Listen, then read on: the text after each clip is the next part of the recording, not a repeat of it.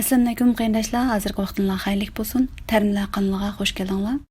Necha vaqtdan beri tadqiqot maqolalari va kitoblarni tunishtirib keldik. Endi o'zimizning qimmatli tabarruk naqshlarini aralab bozorlarga sunmoqchi. O'zimizning ko'p xil madaniyatni saqlab qolish, esil miroslarga varislik qilishning o'zimi millat uchun qilingan bir xizmat bo'lg'usi.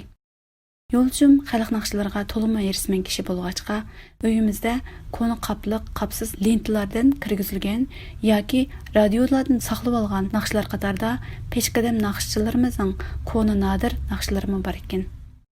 Shunga madaniyatimizning bir qismi sifatida saqlanib qolish uchun shu naqshlarni aralab bu yerga yo'llab turmoqchimiz.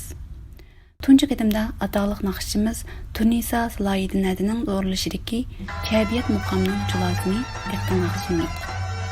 Boshqa naqshlarning aytganlarini anglab boqqansizlar, lekin mayli ishning yoki ishning ma'lum naqsha haqiqatan boshqacha.